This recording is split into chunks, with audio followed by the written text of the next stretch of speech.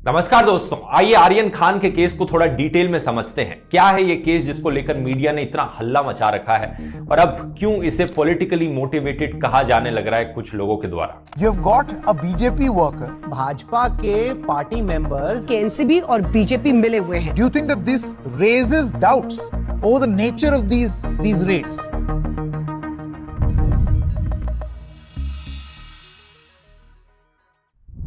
2 अक्टूबर की बात है कि नारकोटिक्स कंट्रोल ब्यूरो यानी एनसीबी की एक टीम ने रेड करी एक क्रूज शिप के ऊपर, जहां पर एक पार्टी चलने लग रही थी। इस क्रूज शिप का नाम था एम्प्रेस शिप और कंपनी का नाम था कॉर्डेलिया क्रूजेस। ये रिपोर्ट किया गया कि इस पार्टी में बहुत से बैन ड्रग्स का इस्तेमाल किया जा रहा था और इस सीजर में कई बैन ड्रग्स रिकवर किए गए, जैसे कि 13 ग्राम कोकेन, 21 ग्राम चरस, 22 पिल्स एमडीएमए की, और साथ ही साथ 1.33 लाख कैश भी रिकवर किया गया। इस रेड के दौरान एनसीबी ने कुछ लोगों को डिटेन किया। नूपुर सकीरा, स्मित सिंह, मोहक जसवल, विक्रांत शोकर, गोमित चोपड़ा, मुनमुन, अरबाज मर्चेंट और आर्यन खान। 2 बजे की बात है संडे को कि मुनमुन, अरबाज और आर्यन को अरेस्ट कर लिया गया और एक स्पेशल कोर्ट के सामने इन्हें पेश किया गया। इस कोर्ट की हियरिंग में एनसीबी के लॉयर ने कहा कि वैसे तो ये सारे ऑफेंसेस बेलेबल ऑफेंसेस हैं, इनमें बेल मिल सकती है, लेकिन क्योंकि कुछ इलीगल मटेरियल पाया गया है इस सीजर में और व्हाट्सएप चैट्स को रिकवर किया गया है, तो इन तीनों लोगों को जिनको अरेस्ट किया गया है, इन्हें 2 दिन कस्टडी में रखा जाए ताकि इन्वेस्टिगेशन में मदद मिल सके। दूसरी तरफ आर्यन खान के डिफेंस लॉयर ने आर्ग्यू किया कि आर्यन के पास ना तो कोई ड्रग्स पाए गए हैं और ना ही कोई एलिगेशन लगा है कि उन्होंने कोई ड्रग्स कंज्यूम किए हैं, तो अरेस्ट करने का वैसे तो कोई तुक नहीं बनता आर्यन को, लेकिन क्योंकि एनसीबी अपनी इन्वेस्टिगेशन करना चाहती है तो 1 दिन की कस्टडी के लिए वो भी मान जाएंगे। उन्होंने कहा ठीक है, 1 दिन की कस्टडी के लिए एग्री करता है आर्यन। तो दोनों तरफ की आर्ग्यूमेंट सुनकर कोर्ट ने भी कहा ठीक है, आर्यन खान एनसीबी की कस्टडी में रहेगा 1 दिन के लिए, टिल अक्टूबर 4। अब इसके अलावा 5 और अक्यूज लोगों को अरेस्ट कर लिया गया एनसीबी के द्वारा सेम दिन की शाम को। तो टोटल में 8 अक्यूज अरेस्टेड थे, आर्यन, मुनमुन, अरबाज और 5 और ये लोग। अगले दिन ये सब कोर्ट में पेश हुए। अब इस कोर्ट की हियरिंग में एनसीबी आर्ग्यू करता है कि इन्होंने व्हाट्सएप चैट्स रिकवर करी मुनमुन, अरबाज और आर्यन की, और बड़ा ही शॉकिंग और इनक्रिमिनेटिंग मटेरियल मिला है इन व्हाट्सएप चैट्स में, जो दिखाता है कि यहां पर इंटरनेशनल ड्रग ट्रैफिकिंग होने लग रही है। साथ ही साथ एनसीबी ने यह भी कहा कि इन्होंने जुहू में एक सप्लायर को भी अरेस्ट किया है और उस सप्लायर के पास काफी भारी क्वांटिटी ड्रग्स पाए गए हैं, कमर्शियल क्वांटिटी पाई गई है। इस रीजन के बेसिस पर एनसीबी मांग करता है कोर्ट के सामने कि इनकी कस्टडी इन सब लोगों की एक्सटेंड कर दी जाए टिल अक्टूबर 11।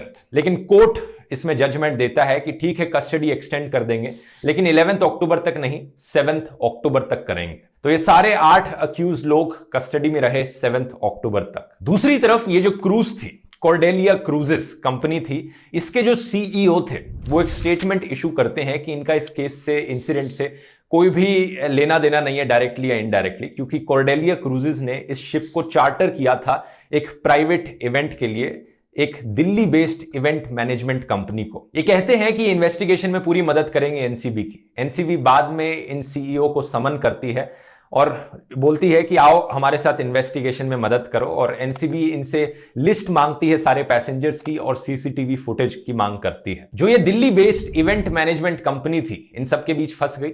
5 अक्टूबर को इस कंपनी के 4 एम्प्लॉयज को अरेस्ट कर लिया जाता है, मानव सिंघल, भास्कर अरोरा और एडिशनल डायरेक्टर्स समीर सहगल और गोपाल जी आनंद। 3 और लोग भागे हुए हैं अपेरेंटली। 7 अक्टूबर तक आते आते इस केस में 17 लोग अरेस्ट हो चुके थे और 7 अक्टूबर को कोर्ट कहता है कि अब और कोई एनसीबी की कस्टडी नहीं होगी आर्यन खान, अरबाज मर्चेंट और मुनमुन धमेचा के लिए। और फिर 8 अक्टूबर को 11 बजे बेल एप्लीकेशन की हियरिंग होती है। अब हैरानी की बात यह है कि 8 अक्टूबर की हियरिंग में भी आर्यन खान को बेल नहीं मिलती। इस बारी रीजन टेक्निकल रीजन बताया जाता है। मुंबई मजिस्ट्रेट कोर्ट कहता है कि बेल एप्लीकेशन मेंटेनेबल नहीं थी, इसलिए इसे रिजेक्ट कर दिया गया। मतलब ये हियरिंग गलत कोर्ट में हुई थी। ये कहते हैं कि बेल के बारे में अगर आर्ग्यू करना था तो इसके बारे में जाकर special court for NDPS matters में करना चाहिए था, हमारे कोर्ट में नहीं करना था।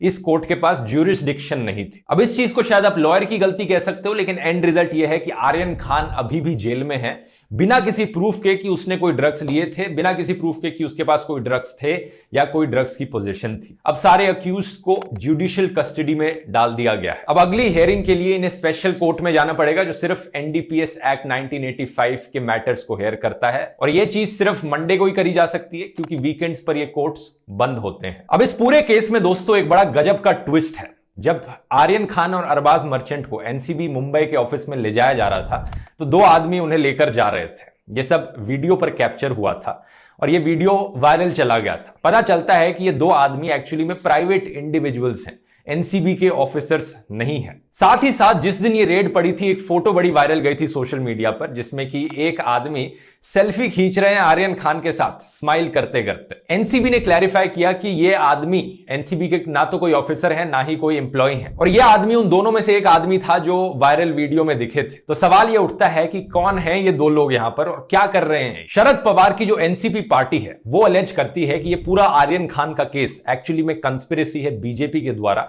महाराष्ट्र सरकार को डिफेम करने की और फिल्म इंडस्ट्री को टारगेट करने की।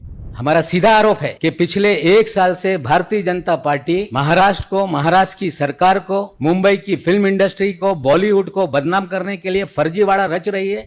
एनसीपी लीडर नवाब मलिक सवाल उठाते हैं कि ये दो प्राइवेट इंडिविजुअल्स कैसे आ गए इतने हाई प्रोफाइल केस में। पता लगता है कि ये जो इंसान है सेल्फी ले रहे थे, ये है केपी गोसावी। अपेरेंटली गोसावी की फेसबुक प्रोफाइल के अकॉर्डिंग ये एक डिटेक्टिव हैं जो मलेशिया की राजधानी कुआलालंपुर में रहते हैं और एक जॉब प्लेसमेंट कंपनी के ओनर भी हैं। 2018 में इन्हें बुक किया गया था पुणे पुलिस के द्वारा for allegedly defrauding a man of 3.09 lakh rupees. मतलब इन्होंने एक इंसान को चूना लगाया था, फ्रॉड किया था 3 लाख रुपए का, कि उन्होंने प्रॉमिस किया था कि एक इंसान को जॉब दिलाएंगे मलेशिया में, लेकिन नहीं दिलाई। वेडनेसडे नाइट तक गोसावी का फेसबुक प्रोफाइल डिलीट हो जाता है। नवाब मलिक एनसीपी के क्लेम करते हैं कि ये प्रोफाइल में पिक्चर भी मौजूद थी गोसावी की एक सीनियर एनसीबी ऑफिशियल के साथ। अब वीडियो में जो दूसरा आदमी था, पता चलता है कि उसका नाम मनीष भानुशली है और वो बीजेपी का एक वर्कर है। इनफैक्ट उनकी सोशल मीडिया फीड के अकॉर्डिंग वो बीजेपी के वाइस प्रेसिडेंट की पोस्ट पर है। बाद में मनीष की काफी सारी फोटोज पाई जाती हैं प्राइम मिनिस्टर नरेंद्र मोदी के साथ, देवेंद्र फडणवीस के साथ और कई और सीनियर बीजेपी लीडर्स के साथ। तो सवाल ये उनसे पूछा जाता है कि वो रेड में क्या कर रहे थे। वो एक प्राइवेट इंडिविजुअल है, एनसीबी का पार्ट नहीं है, तो क्या कर रहे थे वो रेड में। मनीष इस चीज को डिनाई नहीं करते कि वो एक बीजेपी के कार्यकर्ता है। इनफैक्ट इंडियन एक्सप्रेस के साथ बात करते हुए वो कहते हैं कि उन्होंने तो म्यूनिसिपल इलेक्शंस भी लड़ी थी बीजेपी की टिकट पर। उन्होंने कहा कि उनके दोस्त ने एक किसी और को सुना कॉन्वर्सेशन करते हुए इस पार्टी के बारे में, उनके दोस्त ने आकर इन्हें बताया 1 अक्टूबर को व्हाट्सएप पर, और इन्होंने जाकर एनसीबी ऑफिशियल्स को बताया 2 अक्टूबर को इस पार्टी के बारे में। अब सवाल ये उठा कि ठीक है इन्होंने एनसीबी के ऑफिशियल्स को बताया होगा इस पार्टी के बारे में, लेकिन रेड के दौरान ये क्या कर रहे थे वहां पर, इस रेड में मौजूद क्यों थे। तो ये कहते हैं कि इनके दोस्त इन्हें कॉन्स्टेंटली अपडेट किए जा रहे थे इस पार्टी के बारे में, तो ताकि और इन्फॉर्मेशन बता पाए एनसीबी ऑफिशियल्स को, इसलिए ये रेड के दौरान भी मौजूद थे। और एनसीबी ऑफिशियल्स ने इन्होंने कहा था कि हमारे साथ चल लो आप। लेकिन उनको इन्फॉर्मेशन के तौर पे मैं मौजूद था, मेरे पास नई नई जानकारी आ रही थी, तो उन्होंने मुझे बताया कि आप साथ में रहिए, आपके पास जो भी हमारे पास नई जो जानकारी आ रही है हमें कार्रवाई करने में बहुत आसानी रहेगी।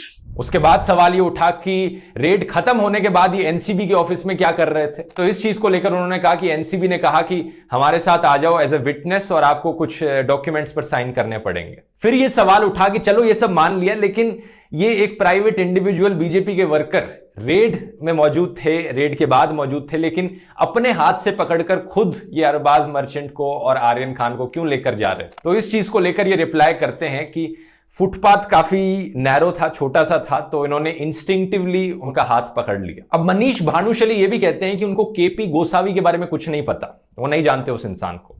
लेकिन नवाब मलिक जो एनसीपी के पॉलिटिशियन थे वो इन दोनों की साथ में एक फोटो रिलीज कर देते हैं जहां पर ये साथ में खड़े हैं इनफॉर्मल अटायर में। इस फोटो पर ये कैप्शन डालते हैं, साथियों बताइए इनमें कौन है गुरु और कौन है गुरु घंटाल। ये 2 और वीडियोस रिलीज करते हैं जिनमें दिखता है गोसावी और भानुशली साथ में एनसीबी के ऑफिस में एंटर कर रहे हैं और एग्जिट कर रहे हैं उसी रात को जिस दिन शिप को रेड किया गया था। एनसीबी के ऑफिशियल्स कहते हैं कि वो इन दोनों आदमियों को जानते नहीं थे इस इंसिडेंट से पहले, लेकिन जो भी उन्होंने किया है वो एज पर लॉ है। और आज महाराष्ट्र के मिनिस्टर नवाब मलिक ने एक और एलिगेशन लगाई। इन्होंने कहा कि एनसीबी ने शुरू में 3 और लोगों को पकड़ा था जिनको छोड़ दिया गया। उनमें से एक इंसान थे ऋषभ सचदेव, जो कि ब्रदर इन लॉ थे ऑफ बीजेपी लीडर मोहित कंबोज के। इन्होंने यह आरोप लगाया कि एनसीबी ने ऋषभ को इसलिए छोड़ दिया क्योंकि बीजेपी लीडर्स के फोन आने लग गए थे दिल्ली और महाराष्ट्र से। और यह भी कहा है इन्होंने कि शुरू में रेड में 11 लोगों को डिटेन किया गया था, लेकिन 3 लोग सचदेव, प्रतीक और अमीर फर्नीचर वाला को छोड़ दिया गया था एनसीबी के द्वारा। तो यही रीजन है दोस्तों कि क्यों लोग कहते हैं कि आर्यन खान का केस पॉलिटिकली मोटिवेटेड है। यहां पर प्राइवेट इंडिविजुअल्स जो बीजेपी के मेंबर्स हैं वो एनसीबी के साथ इतने मिलजुल कर काम कर रहे हैं। और ये पहली बार नहीं है कि बीजेपी को अक्यूज किया गया हो सेंट्रल एजेंसीज का मिसयूज करने को अपने पॉलिटिकल पर्पसेस के लिए। कुछ ही दिन पहले की बात है कि कई ऐसी मीडिया ऑर्गेनाइजेशंस पर इनकम टैक्स की रेड पड़ी थी जो अक्सर सरकार से सवाल पूछते हैं, जैसे कि दैनिक भास्कर अखबार जिसने बड़ी ही क्लियर कट रिपोर्टिंग करी थी कोविड केसेस को लेकर, या फिर न्यूज लॉन्ड्री और न्यूज क्लिक जो कॉन्स्टेंटली सरकार को क्रिटिसाइज करते हैं। इसके अलावा ममता बनर्जी ने एलेज किया था कि बीजेपी सेंट्रल एजेंसीज का मिसयूज करने लग रही है टीएमसी के लीडर्स को टारगेट करने के लिए, जब से बीजेपी वेस्ट बंगाल की इलेक्शंस हारी है। 2019 में शरद पवार ने एलेज किया था कि बीजेपी स्टेट एजेंसीज का इस्तेमाल कर रही है ऑपोजिशन लीडर को जबरदस्ती मजबूर करने के लिए कि वो पार्टी छोड़कर बीजेपी ज्वाइन कर ले। कुछ ही दिन पहले सोनू सूद अरविंद केजरीवाल के साथ दिखे थे, किसी पॉलिटिकल रीजन के लिए नहीं बल्कि एक देश के मेंटर्स प्रोग्राम को चलाने के लिए। और कुछ ही दिन बाद उसके इनकम टैक्स की रेड पड़ जाती है सोनू सूद के ऊपर भी। सवाल तो लोगों ने यह भी उठाया है कि एनसीबी अगर एक्चुअली में सीरियस है इस ड्रग्स की प्रॉब्लम को लेकर, तो कभी वो एक्चुअली में उन जगहों पर रेड क्यों नहीं मारती जहां पर ड्रग्स की प्रॉब्लम काफी ज्यादा बड़ी है, जैसे कि हिमाचल प्रदेश में कसोल, जो एक फेमस डेस्टिनेशन है नार्को टूरिज्म के लिए। ये चीज वैसे हाई कोर्ट ने भी कही थी स्टेट गवर्नमेंट को 2017 में कि इन जगहों पर क्यों नहीं एक्शन लिया जाता है। और हमारा मीडिया जो ड्रग्स को लेकर इतना हल्ला मचाता है लेकिन कभी भी सॉल्यूशंस की बात नहीं करता कि इस प्रॉब्लम से डील करने के लिए लार्ज स्केल पर क्या किया जा सकता है। ये कहानी काफी रेपिटेटिव सी बन गई है कि 2-3 हाई प्रोफाइल सेलिब्रिटी पकड़े जाते हैं अपेरेंटली एक ऐसी पार्टी में जहां पर कुछ ग्राम्स ड्रग्स पाए जाते हैं और उसे इतना बड़ा हवा मचा दिया जाता है उस चीज को लेकर। लेकिन अगर ड्रग्स की प्रॉब्लम से सही में डील करना है तो क्या एंड कंज्यूमर को पकड़कर जेल में डालना, उन्हें विलेनाइज करना सोल्यूशन है, या फिर सप्लायर्स को पकड़ना और यहां पर सप्लाई चेन को खत्म करना ड्रग्स की? कई देशों ने दुनिया के बड़े ही इंटरेस्टिंग सॉल्यूशंस यूज किए हैं ड्रग्स की प्रॉब्लम से डील करने के लिए, जैसे कि पोर्चुगल एक देश है जिसने डिसाइड किया कि सारे ड्रग्स को डीक्रिमिनलाइज कर देंगे, जिससे कि जो लोग ड्रग्स कंज्यूम कर रहे हैं उन्हें क्रिमिनल्स की तरह ना देखा जाए बल्कि पेशेंट्स की तरह देखा जाए, एडिक्ट्स की तरह देखा जाए जिन्हें ट्रीटमेंट की जरूरत है। उन्हें जेल नहीं भेजना, उन्हें हॉस्पिटल भेजना है ताकि उनकी ट्रीटमेंट करी जा सके। जेल उन गैंगस्टर्स और उन ड्रग सप्लायर्स को भेजना है जो यहां पर ड्रग की पूरी इंडस्ट्री चलाने लगे, वो लोग नहीं जो कुछ ग्राम्स ड्रग्स कंज्यूम करते हैं एंड चेन पर आकर। हालांकि ये चर्चा का मुद्दा है कि ये सॉल्यूशन इंडिया के लिए सही रहेगा या नहीं। अगर यहां पर शाहरुख खान को पॉलिटिकली टारगेट किया जा रहा है बीजेपी के द्वारा, तो ये पहली बार नहीं होगा कि ऐसा किया जा रहा है। पहले भी ऐसे कई इंसिडेंट्स देखने को मिले हैं जहां पर बीजेपी के लीडर्स ने अपनी नफरत दिखाई है शाहरुख खान के अगेंस्ट, जैसे कि बीजेपी के पॉलिटिशियन प्राची ने एक बार कहा था कि शाहरुख खान पाकिस्तानी एजेंट है। और मैं समझती जो इस तरह की बात करते हैं वो हिंदुस्तानी नहीं हो सकते, निश्चित रूप से वो पाकिस्तानी एजेंट है।